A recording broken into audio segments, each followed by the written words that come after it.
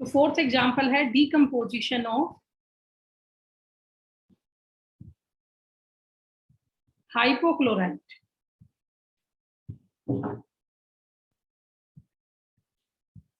Decomposition of hypochlorite, जैसे मान लो बेटा मैंने हाइपोक्लोराइट लिया, हाइपोक्लोराइट होता है ClO नेगेटिव, तो मैंने ये ले लिया 3 मोल ऑफ ClO नेगेटिव, इसको हीट किया तो इससे बना chloride ion ClO3 negative plus chloride ion 2 mole of Cl negative. आप देखो पूरा बैलेंस है, टोटल चार्ज आप चेक कीजिए, 3 नेगेटिव लेफ्ट हैंड साइड में है, 3 नेगेटिव ही राइट हैंड साइड में है ना, 2 नेगेटिव और 1, 3 नेगेटिव यहाँ है, सारे एटम भी बराबर है, पूरी बैलेंस रिएक्शन है।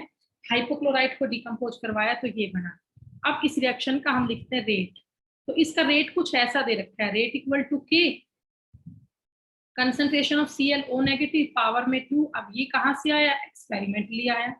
अब रिएक्शन देखने पर तो हमें ClO नेगेटिव के 3 मोल दिख रहे हैं, बट एक्चुअल में ClO नेगेटिव के कितने मोल पार्टिसिपेट कर रहे हैं, 2 ही मोल कर रहे हैं। ठीक है, तो ये टर्म आई एक्सपेरिमेंटली। तो अब इसका मैकेनिज्म लिखना है, ये देख के तो ये तो आप बता ही दोगे, अगर रेट ऑफ रिएक्शन में 2 मॉलिक्यूल है मतलब कि ये सेकंड ऑर्डर की रिएक्शन है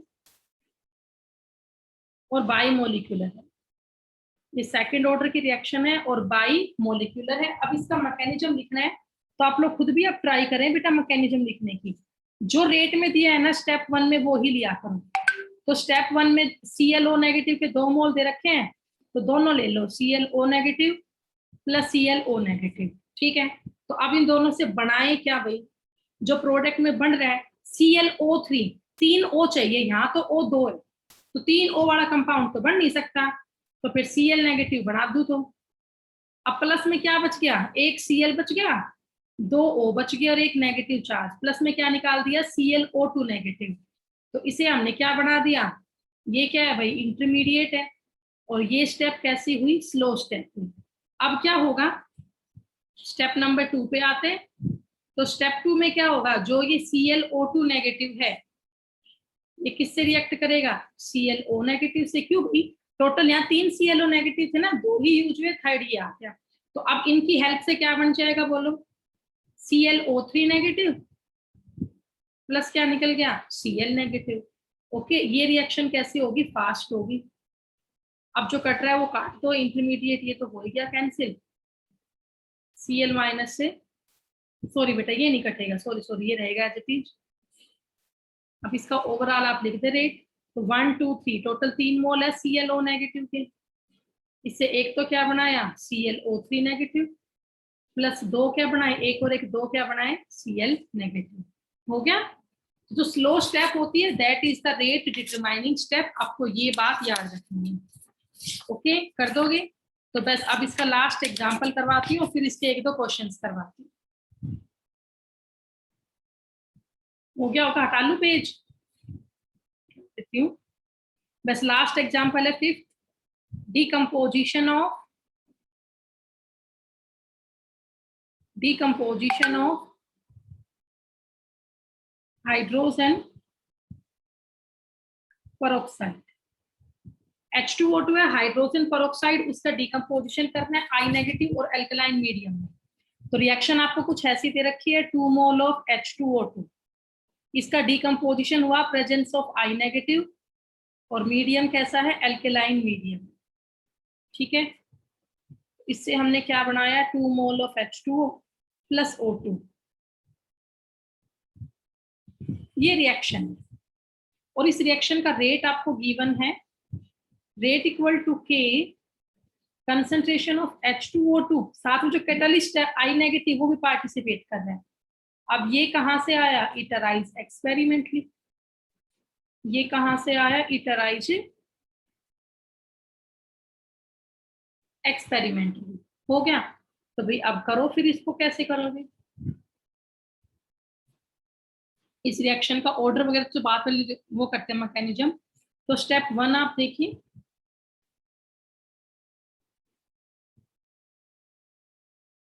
स्टेप 1 तो इसको देख के लिखी जाती है ना, एक तो H2O2 है और दूसरा क्या है बच्चों, I नेगेटिव, तो ले लिया।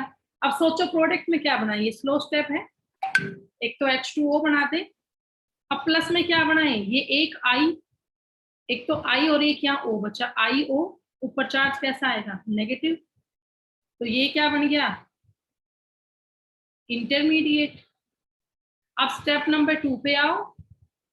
स्टेप नंबर 2 में क्या होगा, जो ये आई ओ नेगेटिव है और यहाँ एक बच रहा है H2O2, तो H2O2 प्लस आई ओ नेगेटिव, ये रिएक्शन कैसी है, फास्ट।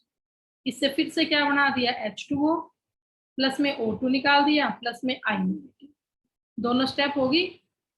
अब इन दोनों को आप जोड़ के लिखिए, जोड़ के लिखोगे तो क्या आएगा, आई नेगेटिव से आई नेगेटिव कैंसिल, आई ओ नेगेटिव से आई ओ नेगेटिव कैंसिल। अब क्या बचा, तो 2 मोल ऑफ H2O2 और इससे बना दिया 2 mole of H2O plus O2। तो अब इस रिएक्शन की मोलिकुलैरिटी बताओ। तो पहली स्टेप में कितने मोलिक्यूल ने पार्टिसिपेट किया, 2 ने, H2O2 ने और आई नेगेटिव ने, तो ये बाई मोलिकुलर, कैसी है, by molecular.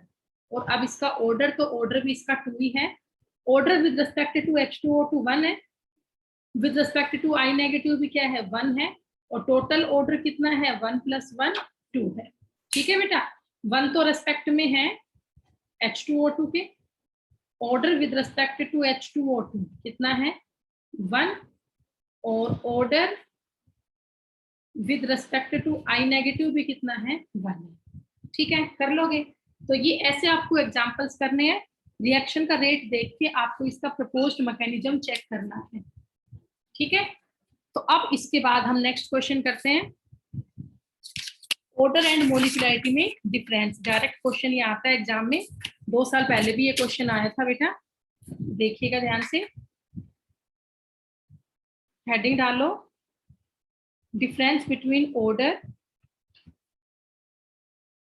And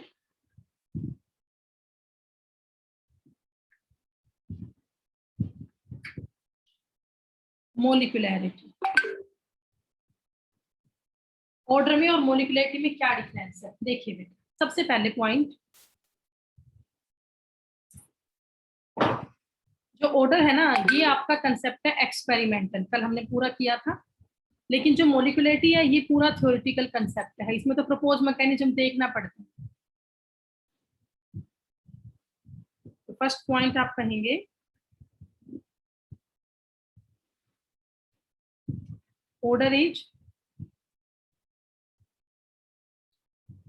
experimental concept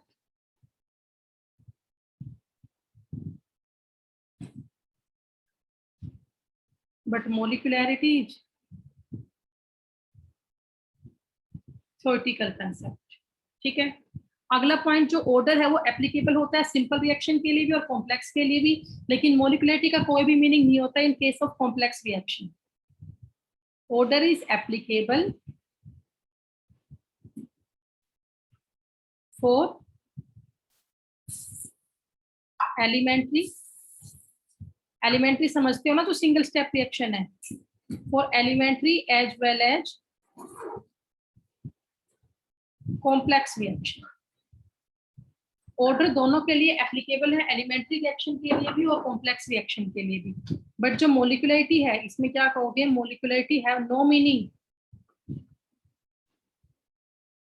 molecularity have no meaning for complex reaction। Molecularity सिर्फ और सिर्फ एलिमेंट्री रिएक्शन के लिए होता है, कॉम्प्लेक्स रिएक्शन के लिए इसका कोई भी मीनिंग नहीं होता। अगला पॉइंट, जो ऑर्डर है ना, ये पॉजिटिव, नेगेटिव, जीरो, फ्रैक्शनल कैसा भी हो सकता है।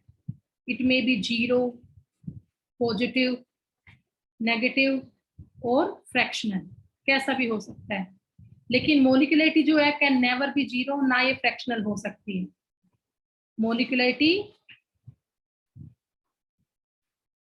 molecularity can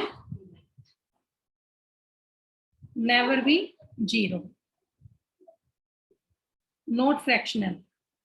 मोलिकुलरिटी ना तो जीरो हो सकती है और ना ही फ्रैक्शनल हो सकती है। ठीक है, अगला पॉइंट, ऑर्डर का कोई मतलब नहीं होता स्टिकोमेट्रिक कोफिशिएंट्स के साथ। क्या लिखोगे ऑर्डर के केस में, no relationship, no relationship with stoichiometric coefficient, order की कोई रिलेशनशिप नहीं होती स्टिकोमेट्रिक कोफिशिएंट के साथ, लेकिन मोलिकुलरिटी की रिलेशनशिप होती है। इसमें आएगा it is related with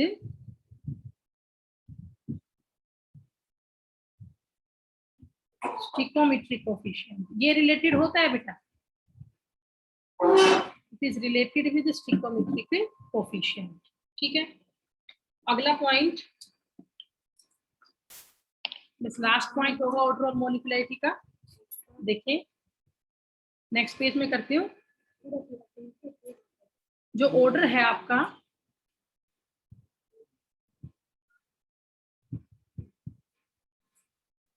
in complex reaction, ये 5th पॉइंट है बेटा ऑर्डर का। In complex reaction order is given by, अब हमने बेटा बहुत सी रिएक्शन के मैकेनिज्म किए थे, सारी कॉम्प्लेक्स रिएक्शन थी क्योंकि सभी डबल स्टेप में पूरी होती, स्लो स्टेप में और फास्ट स्टेप में। तो अगर कोई कॉम्प्लेक्स रिएक्शन है उसमें एक स्टेप स्लो भी है एक स्टेप फास्ट भी है, तो उस केस में जो रिएक्शन का ऑर्डर है वो हम स्लो स्टेप से पता करते हैं। In complex reaction order is given by slowest step. ठीक है, जहां पे इंटरमीडिएट बनता है ना उससे। लेकिन वैसे ये भी यही आएगा, कॉम्प्लेक्स में तो मोलिकुलरिटी होती नहीं है, मोलिकुलरिटी तो सिर्फ होती किसके लिए है, सिंपल के लिए होती है। मोलिकुलरिटी इज एप्लीकेबल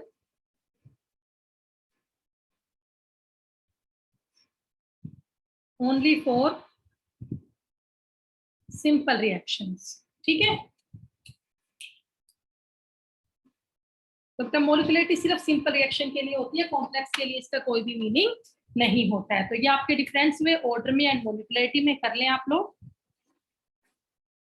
अब इस पे एक दो क्वेश्चंस मैं आप लोगों को करवा देती हूँ। देखिए, चलो नेक्स्ट पेज पे करवाती हूँ। क्वेश्चन आपका कह रहा है, for a reaction, for a reaction rate law is, कोई भी रिएक्शन में रेट ला उसके लिए दे रखा है, rate equal to K concentration of A into concentration of B, और बी की पावर में क्या है 1/2। आपसे ये पूछा है कैन द रिएक्शन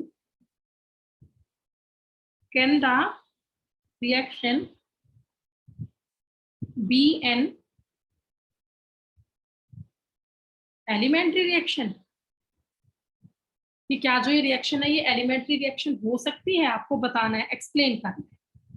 ठीक है, तो आप देखिए बेटा कैसे इस क्वेश्चन को करेंगे। एलिमेंट्री रिएक्शन क्या होती है, जो एक ही स्टेप में पूरी हो जाती है, और जो एलिमेंट्री रिएक्शन होती है इसके अंदर ऑर्डर भी और मौलिक दोनों निकल जाते हैं इजीली। तो कैसे करेंगे, तो अगर ये एलिमेंट्री रिएक्शन है तो एलिमेंट्री रिएक्शन के केस में जो ऑर्डर है that is equal to molecularity. Complex में कोई मीनिंग मोलिकुलरिटी का होता ही नहीं है, बट सिंपल रिएक्शन के अंदर ऑर्डर किसके इक्वल होता है, मोलिकुलरिटी के इक्वल होता है। अब अगर मैं इस रिएक्शन में ऑर्डर निकालूं तो ऑर्डर किसके इक्वल होता है, एन के। एन क्या होता है, sum of powers all the stoichiometric coefficient. तो ए का मोल कितना है 1, प्लस बी की पावर में क्या है 1/2, तो ये कितना आया 3/2। तो ऑर्डर क्या हुआ इसका, फ्रैक्शनल हुआ। ऑर्डर क्या हुआ बेटा, फ्रैक्शनल हुआ। इट मीन्स ये रिएक्शन कैसी है, it is of fractional order reaction, it is of A fractional order reaction, ये फ्रैक्शनल ऑर्डर की रिएक्शन है। ठीक है, अब ऑर्डर तो फ्रैक्शनल हो सकता है, बट जो मोलिकुलरिटी है ना दैट कांट बी फ्रैक्शनल। मैंने बताया था आपको ऑर्डर तो फ्रैक्शनल हो सकता है जो, बट मोलिकुलरिटी है, molecularity can never be fractional. Molecularity fractional नहीं हो सकती। इसका मतलब ये रिएक्शन सिंपल रिएक्शन नहीं है। इसका मतलब क्या हुआ कि जो ये रिएक्शन है ना, reaction is not an elementary reaction. ये रिएक्शन पक्का कॉम्प्लेक्स रिएक्शन है, क्योंकि अगर ये एलिमेंट्री रिएक्शन होती, सिंपल रिएक्शन होती, तो सिंपल रिएक्शन के केस में तो जो आपका मोलिकुलरिटी है वो फ्रैक्शनल नहीं आती, लेकिन यहाँ पे मोलिकुलरिटी कैसी है, फ्रैक्शनल है, तो ये कॉम्प्लेक्स रिएक्शन। ठीक है, तो ये इस क्वेश्चन का आपका आंसर हुआ। कर ले बेटा आप लोग। और साथ में आपका टॉपिक भी पूरा हो ही गया है, मोलिकुलरिटी का भी कंप्लीट टॉपिक हो गया आपका ये।